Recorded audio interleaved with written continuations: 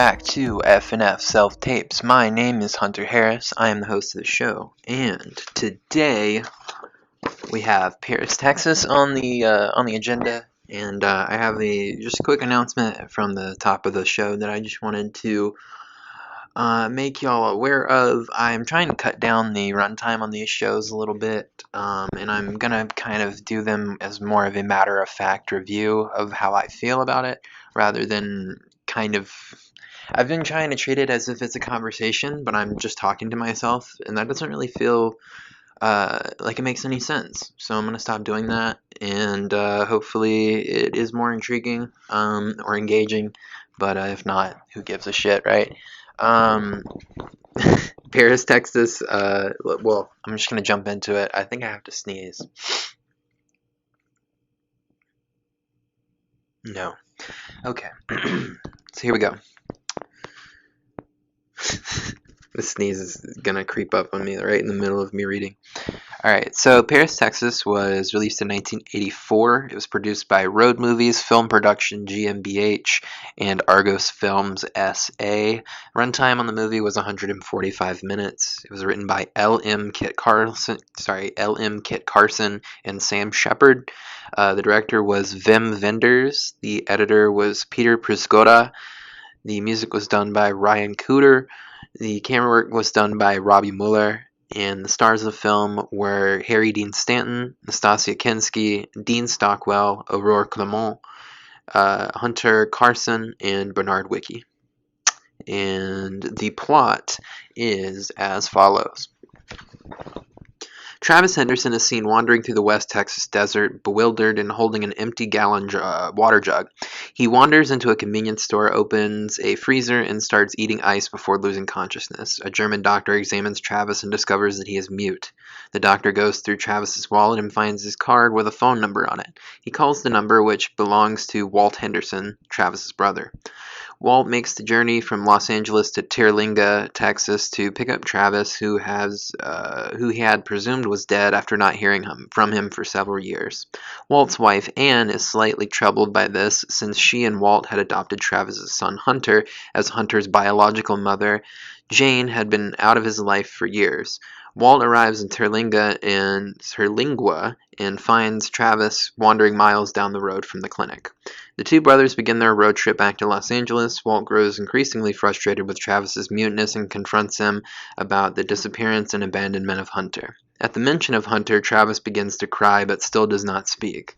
The following day, Travis finally begins to speak and produces a photo of a plot of land explaining to Walt that he had purchased property in Paris, Texas. The brothers arrive in Los Angeles and Travis is reunited with Hunter. Hunter has little recollection of his father and is initially timid around him. Walter shows Hunter old home videos of them and Jane, and after much persistence by Travis, Hunter begins to grow comfortable around his father. Anne tells Travis in confidence that Jane deposits monthly payments into a bank account for Hunter and that the bank is in Houston. Travis becomes immediately determined to find Jane and tells Hunter that he has to leave the following night. Hunter tells Travis that he wants to accompany him, though they don't have the permission of Walt and Anne.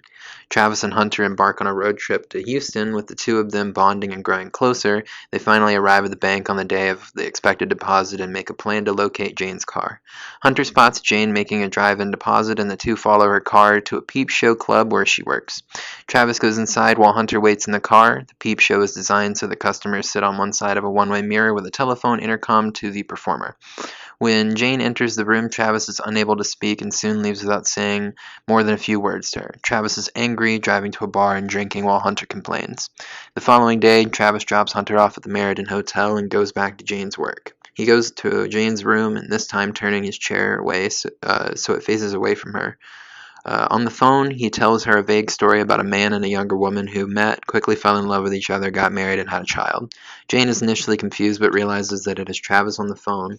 He tells her that after the child was born, the wife suffered from postpartum depression, becoming irritable and yearning for an escape. She would have dreams about running naked down a highway, but just as she was about to finally leave, he would appear to stop her. The now alcoholic husband, fearing his wife's departure, tied a cowbell to her foot so he'd be able to hear her if she left in the night. On one night, the wife, having stuffed socks in the cowbell to muffle the sound, successfully snuck out, though the husband caught her and dragged her back home. He tied her to the stove with his belt and went back to bed. When he woke up, the house was on fire and the wife and child were gone.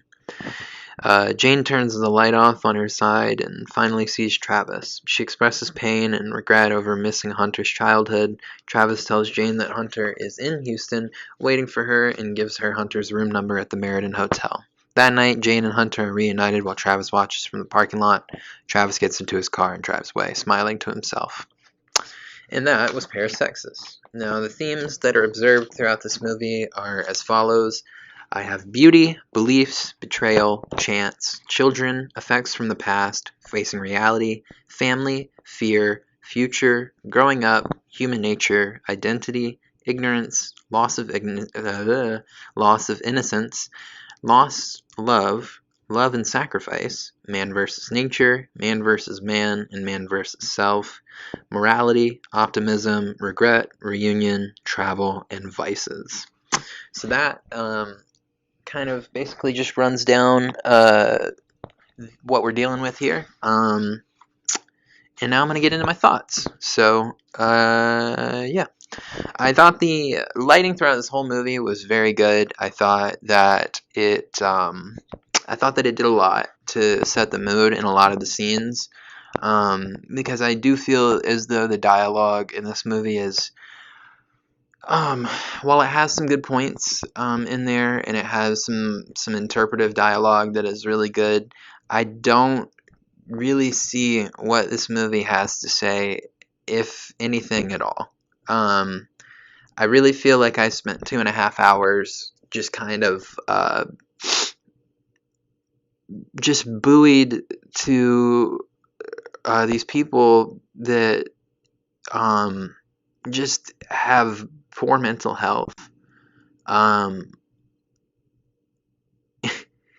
in a family that's just kind of like not really willing to help in the ways that he needs. Travis does not need someone to give him credit cards and full reign financially to be able to just go wander and do whatever he wants. He needs somebody to check him. That is why he left in the first place. And that is like my biggest problem with this whole movie, is the brother and the sister-in-law to the main character Travis. Basically, they're just rich, and either they don't care about money or they are so sympathetic towards Travis that they are just willing to do anything to help him be happy. Neither, I think, actually are helping him. And maybe that speaks to who they are as characters, and maybe I should be judging them for that. Maybe that was the intention. I have no clue. I can just say that there's not enough dialogue really for me to be able to make an educated decision about how I feel about these people. I just don't feel like the only two people that really get a true understanding of one another and have a conversation that is substantive enough for you to be able to pull what you need to out of it and for you to be able to even interpret something from it is Travis and Jane. They're the only people that have a conversation. They basically have a 30-minute conversation in this movie, but they're the only two people that have a conversation that kind of gets you somewhere emotionally, where you're like, Jesus, you guys are horrible to each other. There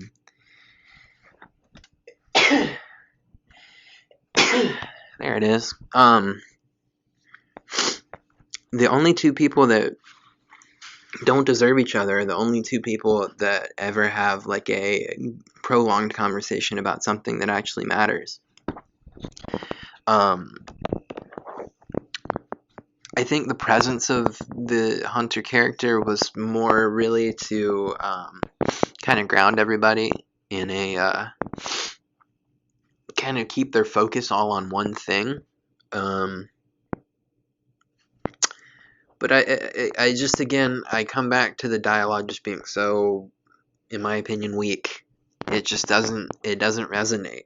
There's a few conversations that do, but overall, I just don't find the lighting to resonate. But to bring it back to the main point that I was making, Um, the lighting in this movie is so good. That's where I started that, by the way. The lighting in this movie is so good that it almost makes up for the dialogue. This movie gets saved from being in the fives for me, as far as rating goes. It gets saved being in the fives from the technical aspects of the film, whether it be sound, lighting, score, um, camera work, direction, framing. It's a really good movie as far as movie making is concerned, uh, and I think in that attempt, I think they may have overlooked some of the storytelling aspects of a film that you kind of need in order to tell a compelling story. I at no point felt compelled to care about this. This just kind of felt you could make 100,000 documentaries about this one family's like struggles. Like I don't even know. I even struggle to call Travis and Jane and Hunter a family. Like they don't deserve to be around each other. And if this does anything for me, it just further solidifies that 60-year-old men should not try to fall in love with 18-year-olds. If there's anything I've learned, I would say that it's that. In what a virtuosic thing to come to find out. That's my thing with this movie is it's trying to teach you something, but everything it's trying to teach you, you're like, yeah, I know. Like who the fuck would marry Harry Dean Stanton as a 60-year-old? Like 60-year-old Harry Dean Stanton as an 18-year-old. That makes no sense to me. And the desperation is insane. And this is like just a classic, for me at least, this is how I feel, a classic thing of like of men writing scripts. What would she, what does she, I don't know. Let me figure this out, how I want to say this. So like very young impressionable women sometimes do date, older men. But for what? For money, for status, for some semblance of something that means something. This dude has nothing. They have nothing. She either has such a low self-respect that she would do that to herself, or he is so manipulative that he, effectively was able to get her to agree to it. Both are extremely sad. And I don't really understand how it served the plot really in any way. And I guess I say all this stuff to say that I just don't really understand what the point of this plot is. I really just don't. I don't get what it's teaching me. I don't get, there's nothing to be taught, there's nothing to learn, there's nothing to take away from it other than don't end up in a shitty situation, which is like, yeah. Yeah, I fucking wish I could notice that something is a shitty situation going into it, but that's why situations end up being shitty. I don't know. I guess I just don't think I really liked this movie that much. I will say this is one of the only movies I've ever seen where a character shares my name with me. And of course it's an 8-year-old blonde child. He looked like kind of just like me when I was 8 years old. That was really funny too.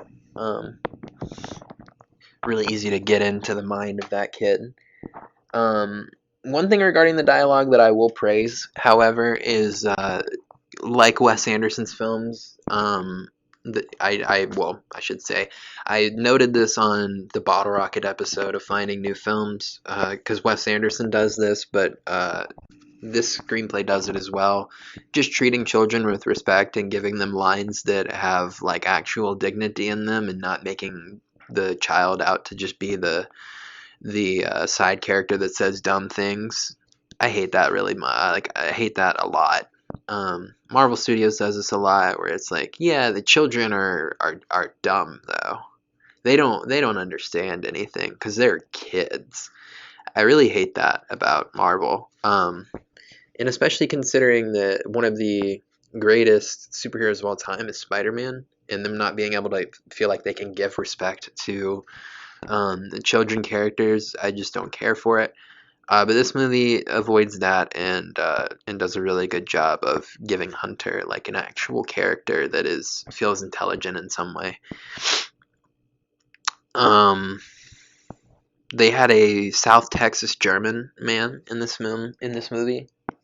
Whether or not that was just circumstance or not, I have no clue. But the doctor that he meets Interlingua in the very first scene, Travis meets in the very first scene, he was Texas German, which is a really it's a dying subculture, honestly. So that was really interesting to see that be represented in this movie, because I really just was not expecting it. I've already said this, but just another shout out to the cinematography. It was really good by Robbie Mueller. And then Wim Wenders, the director here, he is really good at framing shots. I really enjoy how a lot of the shots in this film are framed. And I enjoy the road as a theme through line. Yeah, it's just really good. I was gonna try to say something else, but I couldn't think of anything. Um, I write my notes down. I'll like sometimes just note little pieces of the movie that are happening, so I can kind of like piece them together chronologically. This note here just says Hunter is Travis's son, frowny face.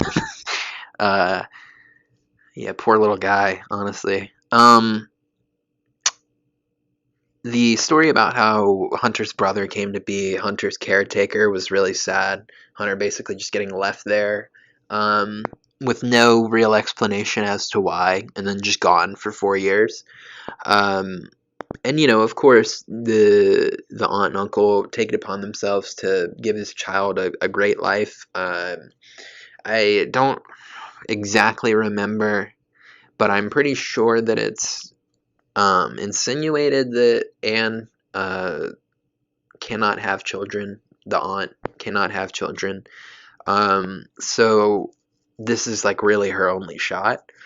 And later on in the film, when Travis eventually does take Hunter to go meet Jane again, she's very upset. Anne does not want that to happen because she knows that she can raise Hunter in a safe environment with education, good education, and everything that he would need, and everything a child would need.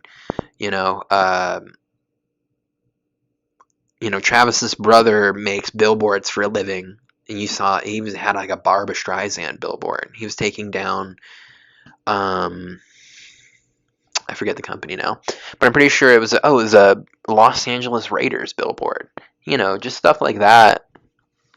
So it was not like they were not making money, and they lived in the hills too. So yeah, which ended up also being a cop out and something that I didn't like about the movie. But it really is only there, I think, to show you the scope of the Hunter character more than it is to explain away, some of Travis's shortcomings. But what it ends up doing is both, and I don't like the second one. I don't like that any challenges that Travis has gone through in life have seemingly been, covered up by his brother and his sister-in-law being able to pay for everything because of the great jobs that they have. I don't care for that a lot. But nevertheless, I'm gonna move on here. I have a quote here where Travis asks, "Did you ever go to Paris?" And I don't know why I wrote this down. I I know where this is from. I normally forget what this means, but I did find it funny where if he was asking if he had ever been to Paris, and his brother thought he was talking about France, but he means Texas. Two very, very vastly different places. Um, I have my next note says, "Ah, there it is," the Family Guy thing. They do say Paris, Texas about 3 or 4 times in this movie, so there it is. Somebody in this movie has the name Zucchini. I thought that was funny. I have that written down. Harry Dean Stanton does a really good job playing a character with a brain injury. See, I thought that. I actually have it written down, a character with a Brian injury. Um, I thought he was playing a character with a brain injury well until he got all his memory back, and then I was like, well, that's not real. And obviously, because it's a movie, but uh, yeah, just another point in the script where the screenwriter and director were kind of just like, it's whatever. Just play it how you want it, buddy. I have another note about the lighting being used really well. The scene where the scene where Hunter avoids Travis is really sad. Travis just wants to walk home with Hunter, and Hunter doesn't want to do that. So he finds a car that his friend's going home in, and decides to take that instead. So as to avoid his dad, that made me really sad. Next note here says, it must be traumatic to watch yourself do things and interact with people that you cannot remember. Again, this would have been great. It would have been a great scene if he's, just sitting there unable to really remember, his relationship with Hunter, his relationship with Jane, his relationship with anyone in his life. If he's sitting there and having the contemplation of like, Jesus, what does any of this even mean if I can forget it, in a snap of a finger? And yeah, coping with all of that must have been really hard. I enjoyed that sentiment, but again, he just starts getting his memory back, and recalls like his whole relationship with Jane. Even though when they're asking him like, "Hey, you remember when we went up there like 5 years ago and this happened?" And he's like, "Nope." But like they showed him one video, and it feels like all of his memory just came back. And I don't feel that that's realistic. I just don't. But I'm also not a brain trauma expert, so if I'm wrong on that, whatever. But it does not help to sell a movie to have them just start remembering things. I don't see how that is good practice. I don't. But anyways, I thought Anne was a little unreasonable to be like, no, you can't take your child. I get that she cares about his safety a lot in this and that and the other, but if you don't have evidence that they abuse the child, you can't just bar them from their parent. In the way that she gets really upset with them and is basically like, turn around right now and bring my son home, is basically what she's insinuating, is like, fuck off. like fuck off.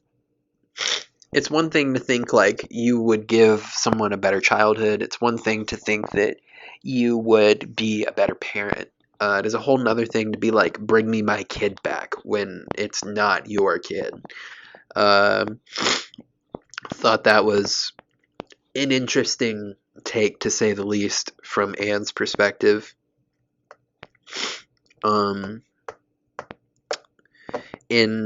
Furthermore, I have this note that says it's not fair of Anne to have a hold over Hunter's life.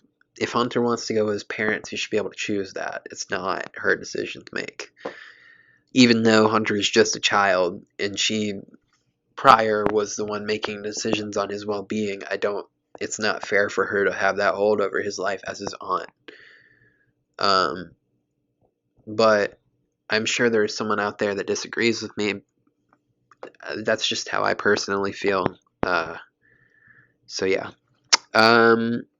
I enjoy that Hunter has respectable dialogue. We talked about that. Not quite sure why Travis has all of his memory all of a sudden. We talked about that.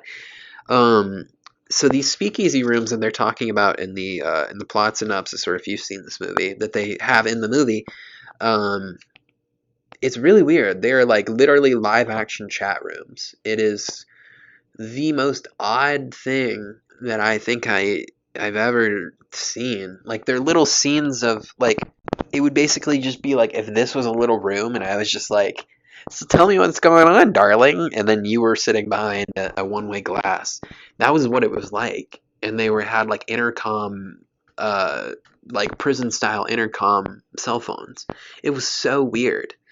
I did not know that existed. I'm gonna check that out, like, even further to see if, like, there's any in my area or something. No, but I'm having some trouble with my nose here, if you guys can't tell. But yeah, I want to look into that more, because I had no fucking clue that existed. I'm aware of, like Japanese style, love hotels. This, like live action private chats, I like, I gotta look into this. There's a reason chat rooms exist, right? And I guess this was the grandfather of that. So weird. I feel as though this movie is more about the range of the emotionality and the moral dilemma of life itself than the actual plot.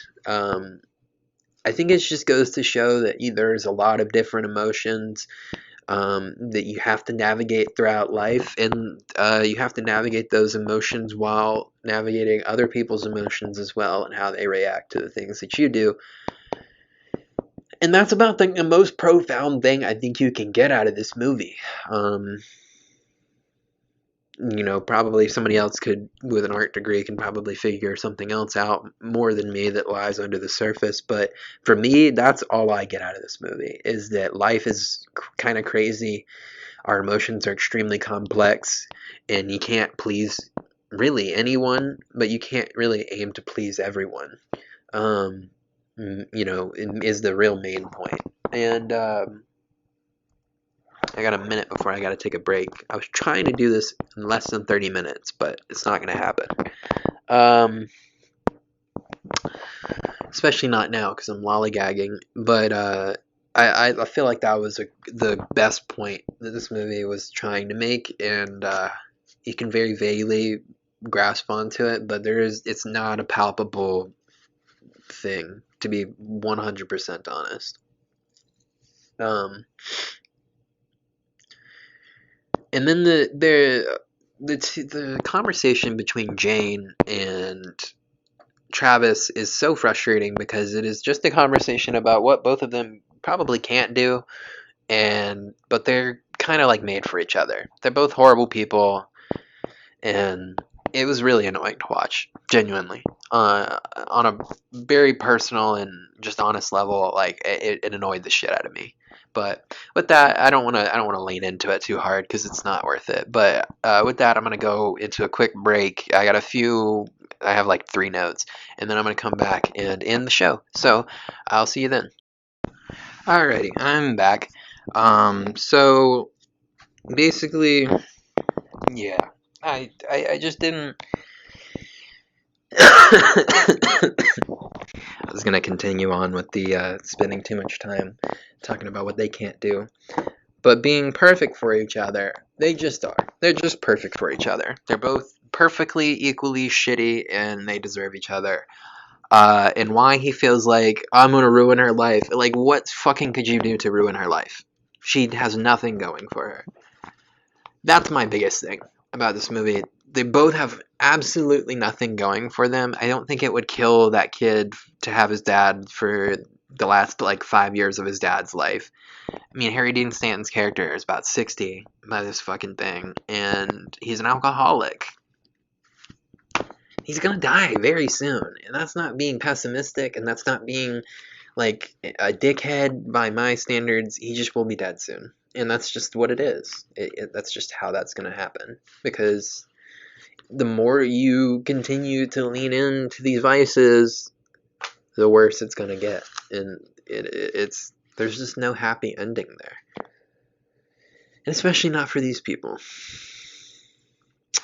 My last three notes, I did note that this movie was made for someone named Lot H. Eisner. I did not do any research into them, but I have that noted for some reason. I have another thing that says love the lighting and the cinematography and framing. And then my last note is this movie is probably too long. This movie is, like I said, 145 minutes long. It is 2 hours and 25 minutes. Almost a headache of a final act, and I'm ready to put this on the list and get this over with and move on to next week. Now, I want to say that I did not give this movie like a crazy low rating. Okay, now I've been giving it a hard time, sure. I've been not very nice to it. I'll take that. But I didn't completely shit on it. It is the worst movie on here on this list so far. I gave it a 6.4. And I don't feel like that's horrible, but 6.4 is not a movie I want to rewatch. So that's where I land on it. I think this movie's fine. I think if you can stand sitting through a really slow movie that really just wants to show you humanity in its purest and darkest forms, this is a movie for you. It very much shows the range of human emotions, and it really shows you that you're probably better than a lot of people. No, but I don't know. This feels like such a nothing burger of a movie for me, and I don't know. I can't believe this movie was recommended to me on multiple occasions. I don't know. I would never recommend this movie to somebody, just personally. But I enjoyed it. I enjoyed the way it was made. I enjoyed the framing and everything. Would definitely made me want to go check out some more Wim Wenders, sorry. Some more of his movies. But other than that, man, I'm good. I'm good on this one. With all that being said, please go check out Finding New Films on Fridays. That is the parent show of this one. And in that show, I basically have a guest. They come on and we both watch a movie that we haven't seen before, and we talk about it.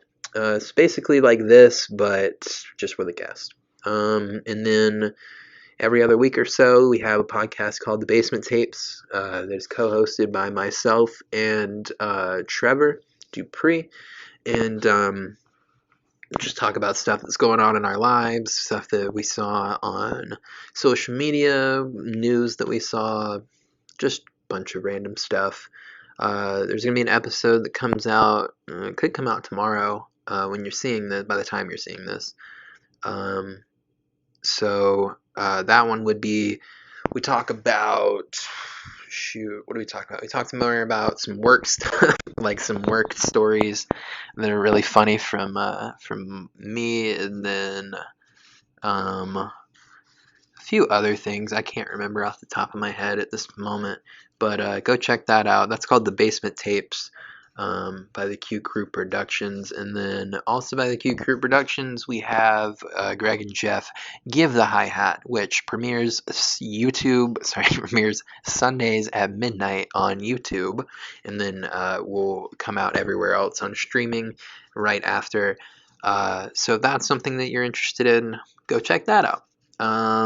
They also talk about a various smattering of topics. This past week, they did talk about coaching scandals in NCAA. They talked about current NIL deals in college sports as well, and then they talked about their thoughts on the MLB season so far. So we've got you pretty much covered on content. We may still have a sports podcast coming down the pipeline. I may have been a little premature with announcing that one, but it may still be coming down the pipeline. We will keep you updated. So just stay tuned. We're working on stuff. Next week on this show, FNF Self Tapes, we're going to be watching Love and Basketball by, I don't know the director's name off the top of my head, so I look like a dummy. Her name is Gina Prince-Bythewood. So Love and Basketball, written and directed by Gina Prince-Bythewood, will be next Monday. This is going to come out on Wednesday, so I do apologize. I am late. I know. I'm sorry. I'm going to get ahead with the Love and Basketball episode. I'm actually going to watch that probably tonight and record that tonight. So, follow us on Instagram, subscribe to the YouTube channel, rate this podcast, rate all of our podcasts, follow all of our podcasts, subscribe to our YouTube channel, like this video, comment if anything if you want to. We love to hear your opinions as well. And that is it. Thank you very much for watching this episode of FNF Self Tapes. I hope you guys have a great day, and I love you. Mwah!